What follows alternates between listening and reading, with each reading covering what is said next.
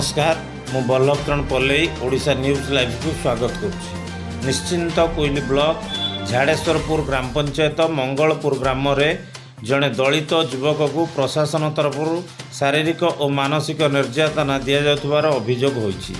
Mangalpur grammar दलित युवक आलोक कुमार बेहेरा सुदूर मध्य प्रदेश बिलासपुर रे थिबा एक घरोई कंपानी रे कार्य करुथिले। निकटरे महामारी कोरोना हेतु आलोक तांकर घर को फेरी आसी कृषि कार्य करने निमंते आग्रह प्रकाश करते। यही समय आलोक तांको पैतृक संपत्ति रे माटी पकाई चाष करने उद्यम करुला बेले स्थानीय केतक ग्रामवासी यार विरोध करते। आलोक माटी पकाया द्वारा स्थानीय चाषी मानकर जमीर जल निष्कासन होना बोली चाषी माने निश्चिंत कोइली तहसीलदार निकट में लिखित अभियोग करते। तहसीलदार यही अभियोग उपरे आलोकों उपरे कार्यानुष्ठान ग्रहण करने सह तांकु तुरंत यार जवाब दाखल करने निर्देश देते। फल एथिरे आलोकों कार्य में व्याघात सृष्टि होती। से राज्य मानवाधिकार कमिशन राज्यर महामहिम राज्यपाल राज्यर माननीय मुख्यमंत्री द्वारस्थ होइछन्ति न्याय पाइबा पई।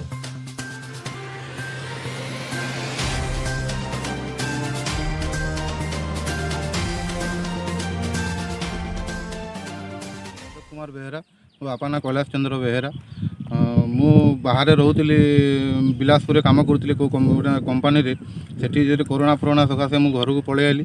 जो मु पलि आली मो बिल मुझे हाथ में चाष करी चाष करने सर्ते मो खड़ा करने को जगह नथी मो प्लट रे मु माटी पकईली। माटी पकड़ा सकाशे मत गाँ लोक कहते कि सोठ मु पोतीची बोली एनआरजी सोठ काम कर सारापर मो जगार माटी पकईची या सकते मुझे तहसीलदार बाबू मत नोटिस पठे तहसीलदार पाक जाइली। तहसीलदार कहूँ मो कथा किसी शुणु ना डायरेक्ट कहते माटी उठे दे।